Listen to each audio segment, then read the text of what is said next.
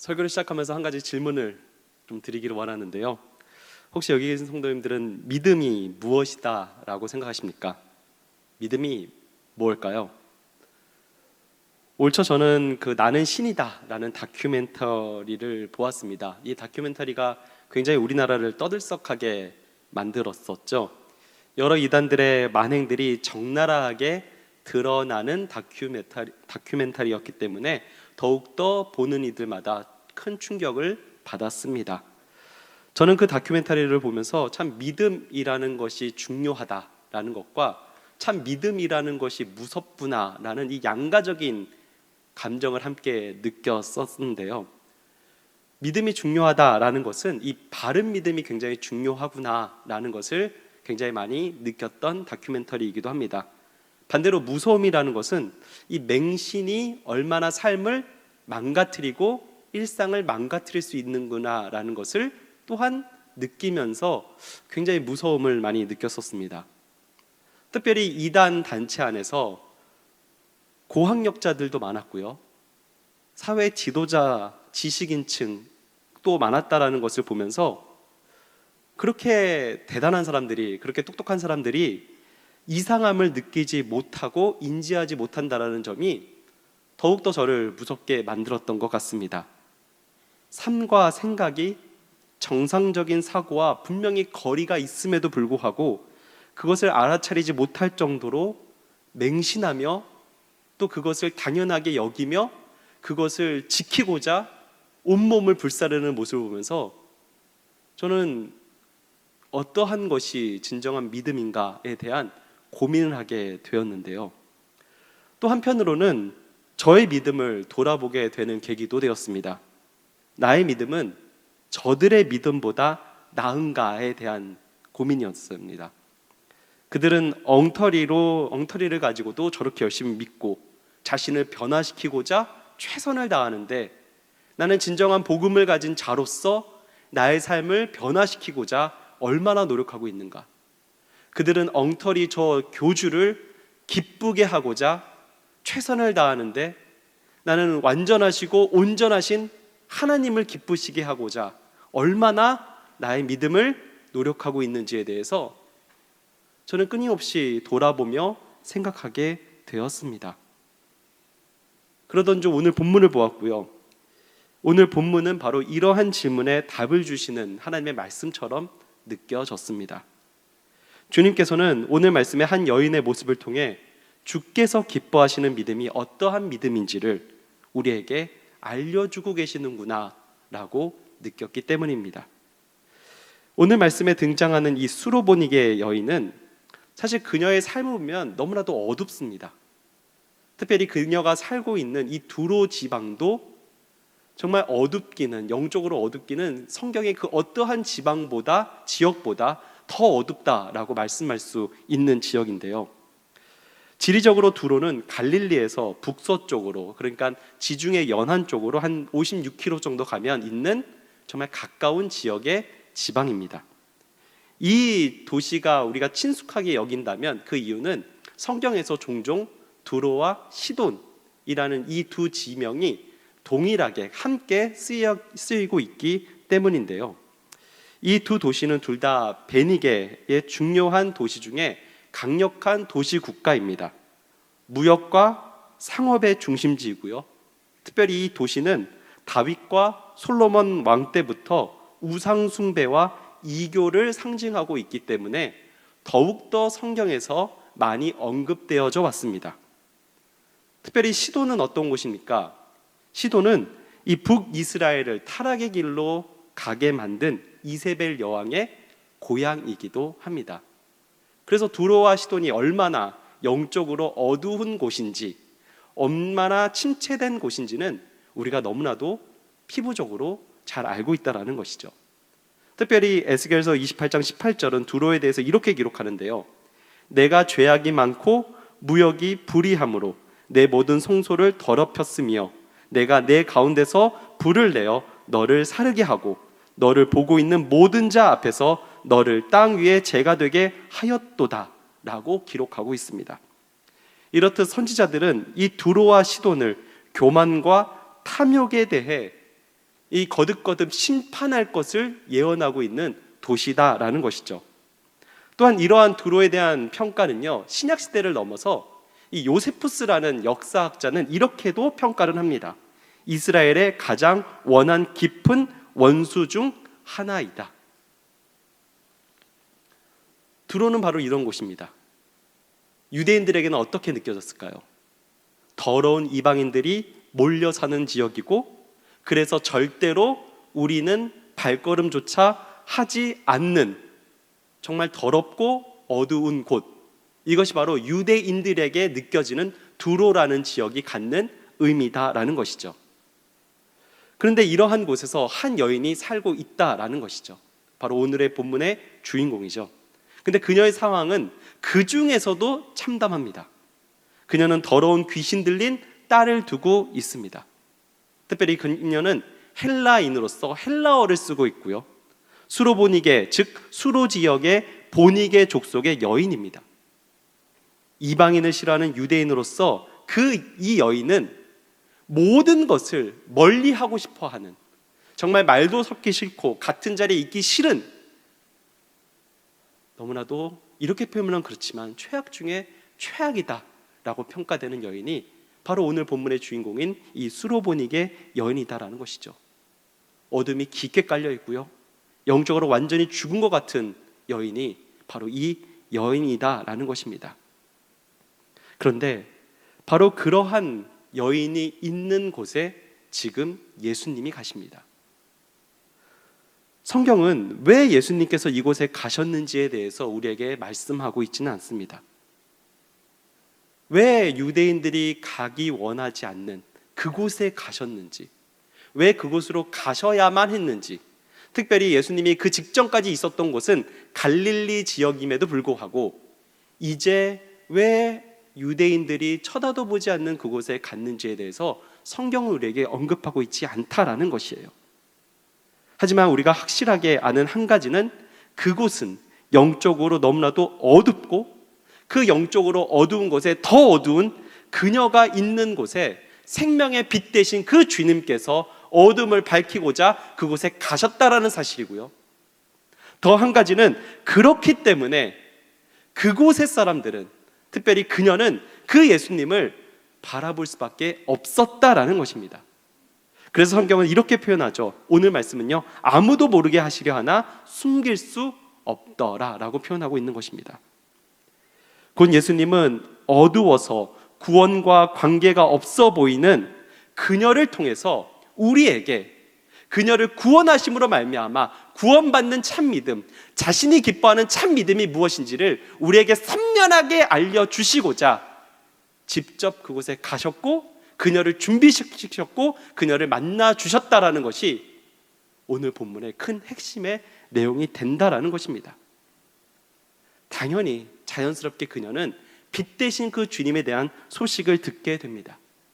오늘 말씀에도 나와 있지만 이미 그녀는 그 예수님에 대한 많은 이적을 알고 있었습니다. 그래서 그녀는 더욱더 그러한 주님께 나아갈 수밖에 없었는데요, 오늘 본문과 동일한 본문이죠. 이 마태복음 본문에서는 그녀의 반응을 이렇게 기록하고 있습니다. 마태복음 15장 21절과 22절 상반절의 말씀인데요, 이렇게 기록합니다. 예수께서 거기서 나가서 두로와 시돈 지방으로 들어가시니 가나안 여자 하나가 그 지경에서 나와서 소리질러 이르되, 오늘 마가복음은 어떻게 표현합니까? 곧 와서라고 표현하고 있습니다. 다시 말하면 그녀는 빛 대신 그 주님께서 이 땅 가운데 오셨다라는 소식을 듣고 한치의 망설임도 없이 주님께로 나아갔다라고 오늘 성경 우리에게 말씀하고 있다라는 것이죠. 너무나도 어두웠기 때문에, 자신의 주변에 있는 상황이 너무나도 참담했기 때문에 그녀는 예수 그리스도라는 그 한마디, 그 주님의 형상이 너무나도 갈급했고, 더욱더 그것이 자신의 삶 가운데 빛날 수밖에 없었고 주님께 나아갈 수밖에 없었음을 우리 말씀이 오늘에게 보여주고 있다는 사실입니다. 우리는 이것을 통해서 진정 주님께서 우리에게 말씀하시고자 하는 믿음의 첫 번째 모습을 알 수 있는데요, 그것은 바로 즉시로의 믿음이라는 것입니다. 앞서 말씀드렸지만 그녀는 머뭇거리지 않습니다. 어둠이 있다고 해서 자신이 이방인이라고 해서 주저하지 않는다라는 것이죠. 빛이 있기에 그곳에 나아간다라는 것입니다. 주님이 계시기에 그곳에 나아갔다라는 것입니다. 어찌 보면 주님한테는 굉장히 무례한 모습일 수도 있어요. 특별히 주님께서 오늘 말씀에도 나와 있지만 숨기려고 하셨습니다. 어쩌면 그곳에서 어떠한 이적도 안 하시고 갈릴리에서 이미 많은 사역을 통해서 지치셨기 때문에 잠시 자신을 모르는 곳에 나아가 숨으시려고 하셨던 것일 수도 있습니다. 그런데 그녀는 그곳과는 전혀 개의치 않으시고 그쵸, 자신의 삶 가운데에 빛이 되시기 때문에 그곳에 나아갑니다. 주님을 부릅니다. 특별히 앞서 말씀드린 마태복음에서는요, 그녀가 이렇게 소리쳤다라고 기록합니다. 주 다윗의 자손이여 나를 불쌍히 여기소서. 내 딸이 흉악하게 귀신 들렸나이다. 마태복음 말씀은요, 그녀가 그냥 외쳤다라고 기록하지 않아요. 소리질러 외쳤다라고 기록합니다. 계속 외칩니다. 그녀가 얼마나 시끄럽게 외쳤는지 제자들이 예수를 찾아와서 이야기하죠. 그녀를 좀 봐달라고, 쉬시려고, 조용히 하려고 그곳에 가셨지만 그녀는 그곳 가운데 더 힘차게, 더 큰 말씀으로, 그 더 큰 소리로 주님을 외치고 있다라는 것입니다. 자신에게 상관이 없어요. 어둠 속에서 빛을 발견했기 때문입니다. 생명의 빛을, 영원한 빛을, 그녀가 그 주님은 바로 그러한 분임을 믿기에 소리치며 나아갔다라는 것이에요. 그녀의 이러한 믿음은 그 이후의 말씀에서도 잘 드러나는데요, 그녀는 소리치면서 나아갔습니다. 우리가 아는 예수님은 어떻습니까? 소리치고 외치고 부르는 자에게 응답하시는 주님이십니다. 그런데 주님의 반응이 굉장히 차갑습니다. 마태복음에서는요, 한 말씀도 하지 않았다라고 기록합니다. 완전히 그녀를 무시한다라는 거예요. 사실 이러한 모습은 참 낯선 모습이죠. 예수님은 이미 거라사 지역에서 군대 귀신 걸린 사람을 고쳐주신 전적도 있으시고요, 이방인을 무시하지 않으셨다라는 것을 우리는 다른 복음서를 통해서도 너무나도 잘 알고 있습니다. 그런데 유독 그녀에게만 냉담하다라는 거예요. 제자들이 예수님을 부릅니다. 예수님께 말씀드립니다. 그제서야 예수님이 입술을 여는데 예수님의 말이 더 차갑습니다. 자녀로 먼저 배불리 먹게 할지니 자녀의 떡을 취하여 개들에게 던짐이 마땅치 아니하니라. 유대인들에게 있어서 개라는 존재는 우리에게는 너무나도 친숙하죠. 애완용 개. 네, 저도 개를 3마리나 키웠었기 때문에 너무나도 잘 알고 있는데요, 너무나도 사랑스럽고 당연히 내가 먹는 것도 줄 정도로 아름다우고 귀하고 존귀한 개라고 생각하면은 유대인들이 생각하는 개랑은 좀 다릅니다. 유대인들의 개는 들짐승에 불과합니다. 개들은요, 들에서 시체를 먹고 쓰레기 더미를 파먹는 불결한 야생 동물에 불과합니다. 지금 예수님께서는 바로 그 수로보니게 여인을 이러한 개와 동일시하고 있다는 거예요. 하지만 이 여인은 어떻습니까? 자신의 딸이 고통당하고 있기에 예수님의 외면과 이러한 말씀을, 정말 어쩌면 너무나도 가혹해 보이는 이러한 말씀에 개의치 않고 더욱더 주님 앞에 적극적으로 나가며 이렇게 대답을 하죠. 주여 올소이다마는. 그녀가 여기서 말하는 주여라는 것은요, 퀴리어스, 주인님이라는 뜻인데요, 자신에 대해서 그렇게 참담하게 말하는 그 예수님에 대해서 주인님, 주님, 내 삶의 모든 것을 주관하시는 주님. 그렇지만 주님이 아무리 그렇게 말씀하셔도 나의 주인이 되시는 그 주님만을 내가 바라본다라고 말하며 나아가고 있다라는 사실입니다. 주님과 자신의 위치를 정확하게 알고 그 즉시로의 믿음을 가지며 삶의 주인이 누구인지를 바로 알고 그녀가 고백하고 있다라는 것이죠. 주님이 나의 주인이십니다. 그래서 내가 주님께로 나온 것입니다. 주님이 나의 삶의 모든 것을 주관하십니다. 그래서 내가 나의 삶이 있기에 즉시로 주님께로 나와왔습니다라고 그녀가 이 고백을 하고 있다라는 것이죠. 이것이 바로 즉시로의 믿음인 줄로 믿습니다. 주님은 모든 것을 하실 수 있는 분이시기에, 나의 삶의 모든 열쇠가 그분께 있으시기에 그것을 우리가 고백하며 그분께 나아간다라는 것입니다. 사랑하는 성도 여러분, 우리의 믿음은 이 즉시로의 믿음을 따르고 있습니까? 주님이 나의 삶의 주인이심을 우리는 온전히 고백하고 계십니까? 그래서 주님이 계신다면 우리는 그 즉시로 그 바람에 무릎 꿇고 주님 앞에 나아갈 믿음을 가지고 계십니까? 이사야서 41장 10절은 이렇게 우리에게 약속합니다. 두려워하지 말라, 내가 너와 함께함이라. 놀라지 말라, 나는 내 하나님이 됨이라.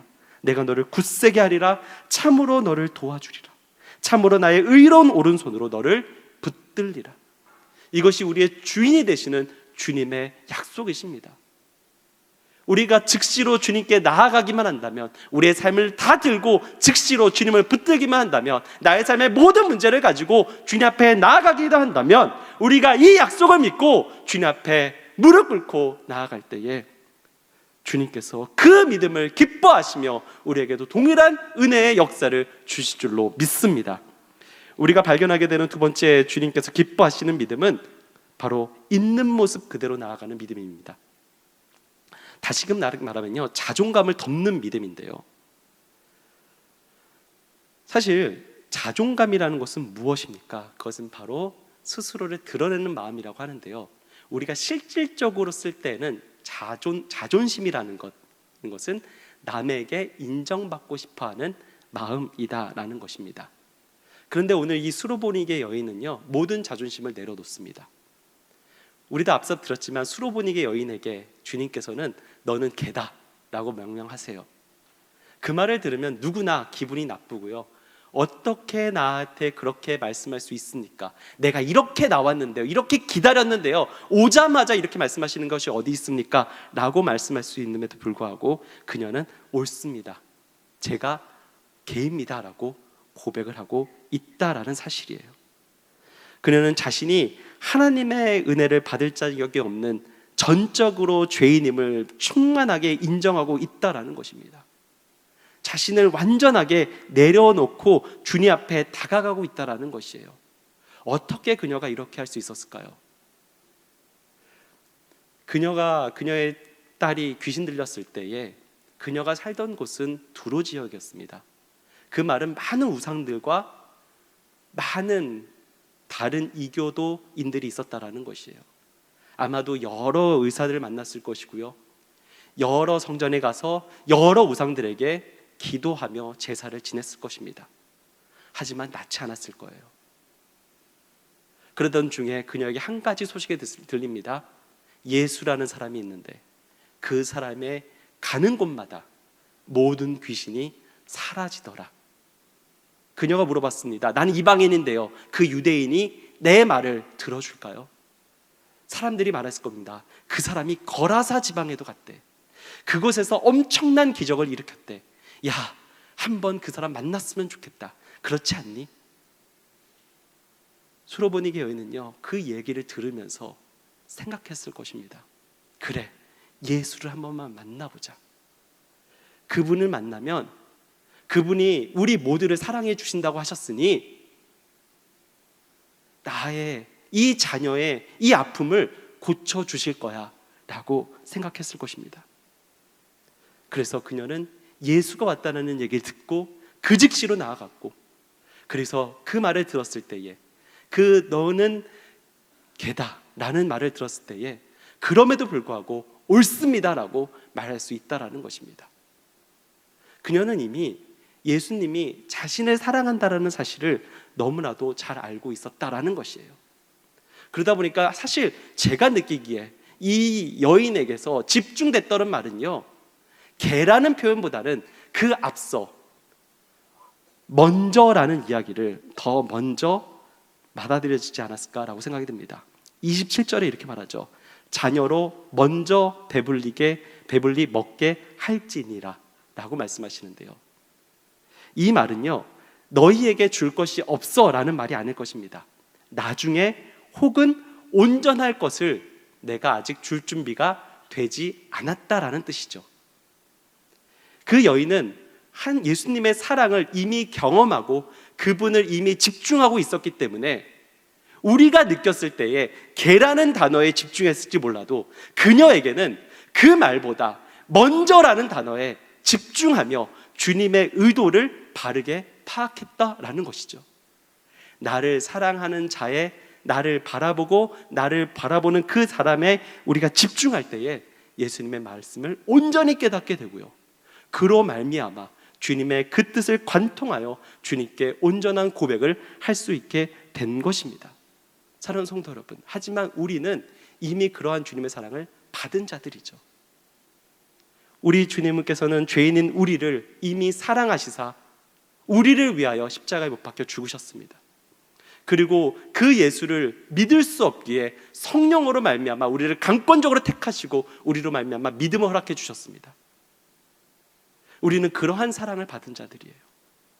그러한 사랑을 우리는 받은 우리가 이제 나아갈 것은 바로 있는 모습 그대로 주님 앞에 나아가는 것이 아니겠습니까? 모든 것을 사랑하신다라고 말씀하시는 그 주님께 나의 있는 모습 그대로 자존심을 다 내려놓고 나아가지 못할 것이 무엇이 있겠습니까? 무엇을 말씀드리지 못할 것이 무엇이 있으며 하나님께 고백하지 못할 것이 무엇이 있겠습니까? 나를 사랑하사 자신의 아들까지 내어주신 그 주님께서 나를 사랑하신다라고 말씀하고 계시는데, 수로보니게 여인은 자신의 모든 것을 다 해보니 안 되어서 주님을 찾았다면 우리는 그러지 아니하고도 주님이 나를 택하여 주셨는데 우리가 무엇이 두려워서 주님 앞에 나아가지 못하겠습니까? 이 시간 있는 모습 그대로 주님 앞에 나아가 보시기 바랍니다. 나의 허물, 나의 흠, 나의 부족한 것, 나의 말하지 못하는 모든 기도 제목을 가지고 주님 앞에 나아갔을 때에 그 믿음을 보시고 기쁘시게 여기사 응답하시는 주님을 만나게 되실 줄로 믿습니다. 마지막으로 우리가 볼 수 있는 믿음의 모습은 끝까지 간구하는 믿음입니다. 여인은 부스러기만한 은혜라도 주실 것을 간구하죠. 이 말은 곧 온전하지 않아도 된다라는 것입니다. 부스러기만한 은혜만으로도 주님의 크신 능력 아래서 내 딸이 온전히 치유될 것임을 고백하는 믿음입니다. 그리고 주님께서는 그 믿음을 기쁘시게 여기사 그 딸을 치유케 하여 주시고요, 그녀는 그 주님의 말씀 한마디만 믿고 집으로 돌아가는 그 엄청난 믿음을 끝까지 보여주고 있다라는 것이죠. 사실 이것은 유대인들에게서는 발견할 수 없는 믿음이었습니다. 우리가 읽진 않았는데요, 이 수로보니게 여인에게 오시기 전에 예수님께서는 갈릴리 지역에 계셨습니다. 그곳에서 바리새인과 서기관들과 함께 논쟁을 하셨는데 바로 장로들의 유전에 관한 논쟁이었습니다. 그들은 말씀보다 자신들의 전통을 더 중요하게 여기고 있었고요, 하나님의 은혜보다 율법을 더 중요하게 여기고 있었다는 것입니다. 하지만 지금 이 수로보니게 여인은 바로 부스러기만한 그 권능의 믿음을 고백하고 있다라는 것입니다. 그 믿음이 있음을 믿고 끝까지 구하고 있다라는 것이죠. 그 조그만한 믿음, 그 조그만한 권능이라도 붙들겠노라라고 끝까지 간구하는 모습을 그녀가 보여주고 있다라는 것이죠. 저는 이런 모습을 참 자녀를 키우면서 많이 보게 되는데요, 저희 딸이 굉장히 집요합니다. 정말 집요합니다. 누굴 닮아서 이런가 싶었더니 집에 가니까 제가 그랬다고 하더라고요. 어느 정도로 집요하냐면요, 제가 어떤 걸 약속하면은요, 그 약속을 들어줄 때까지 말합니다. 하루 말하고 끝나는 것이 아니라 이틀이 지나고 3일이 지나고 아빠 그거 기억하지를 말합니다. 너무 말을 많이 해서요, 몇 번은요 그 약속보다 좀 더 일찍 그것을 들어주기도 했습니다. 저도 살아야 되잖아요. 딸에게 너무나도 고민이 돼서 물어봤어요. 너 그렇게 아빠를 못 믿니? 라고 물어봤습니다. 딸이 이렇게 말합니다. 난 아빠 믿어. 그럼 아빠가 혹시라도 지금까지 안 들어준 소원이 있니? 아니 없어 라고 말합니다. 약속도 다 지켰대요. 그럼 아빠한테 왜 이렇게 말하는 거야? 조금 기다리면 되잖아 라고 말하니 저희 딸이 이렇게 말합니다. 혹시 아빠가 까먹을까 봐. 전 이런 모습 보면서요, 저희 아내랑 얘기했어요. 우리가 하나님 앞에서 이러한 집요함을 닮아야 될 것 같다라고. 우리 하나님 믿습니다. 하나님이 우리의 약속을, 우리가 기도하는 기도 제목을 들어주실 줄로 믿습니다. 아멘이십니까? 하지만 우리 안에 순수한 마음은 아시죠? 혹시라도 하나님이 까먹으시면 어떡하지? 혹시라도 내가 믿는 그 하나님께서 혹시라도 잊으시면 어떡하지? 라는 그 마음을 가지고요, 끊임없이 하나님께 매일매일 간구하고 기도하고 나아간다면 하나님이 들어주시지 않으시겠습니까? 누가복음 18장 7절에서 이렇게 기록하죠. 하물며 하나님께서 그 반납 부르짖는 택하신 자들의 원한을 풀어주지 아니하시겠느냐? 그들에게 오래 참으시겠느냐? 끝까지 주님께 간구하시기 바라요. 끝까지 부르짖으시기 바랍니다. 주님이 그 모습을 기쁘시게 여길 줄로 믿습니다. 주님께서 사랑하는 자녀에게 그 부르짖음에 응답해 주실 줄로 믿습니다. 주님께서 그 믿음을 기뻐하시고 그 믿음 가운데 내가 나에게 권능을 행하노라 라고 말씀해 주실 줄로 믿습니다. 말씀을 마칩니다. 성경에서 큰 믿음이라고 표현되는 두 사람이 있습니다. 한 사람은 오늘 본문의 이 여인이고요, 또 다른 사람은 마태복음 8장에 나오는 로마 백부장입니다. 다시 말하면 두 사람 다 이방인들이에요. 하나님께서 진정으로 기뻐하시는 사람은 혈통적인 유대인들, 바리새인들, 서기관들 같은 사람이 아닙니다. 하나님께서 정말 기뻐하시는 사람은 하나님이 기뻐하시는 믿음을 가지고 반응하는 사람들입니다. 주님 앞에 즉시로 나아가 자기가 하나님의 은혜를 받을 자격이 없는 죄인임을 철저히 인정하면서 하나님께서 주시는 은혜의 부스락이라도 얻고자 끝까지 믿음으로 간구하는 사람, 이 사람은 하나님께서 기뻐하시며 은혜를 내려주실 것입니다. 사랑하는 성도 여러분, 오늘 이러한 믿음을 가지고 기도의 자리로 나아가시기 바랍니다. 그때 주님께서 놀라운 사랑의 은혜로 여기 계신 모든 성도님들께 자신의 충만함을, 자신의 권능을 흘러 넘치도록 주실 줄로 믿습니다.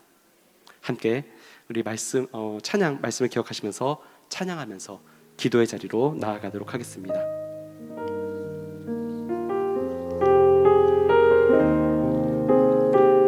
우리 비 준비하시니 함께 찬양하실 텐데요, 이것이 우리의 고백이 되기를 소원합니다. 주님은 위대하시며 능력이 많으십니다.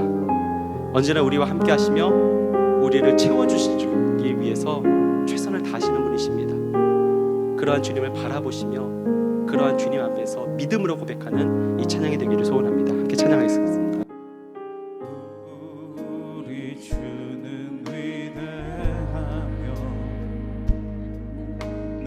능력이 많으시도다. 그의 지혜 무궁하며 인자는 영원하도다. 상한 자를 고치시고 상처를 싸매신다. 상처를 싸매시도다. 별들의 수를 세시며 이름을 별들의 수를 세시며 이름을 붙이셨도다. 그가 구름으로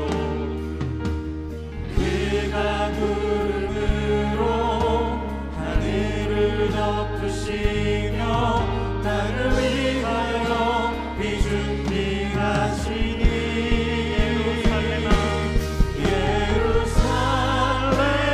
예루살렘아 여호와를 찬송할지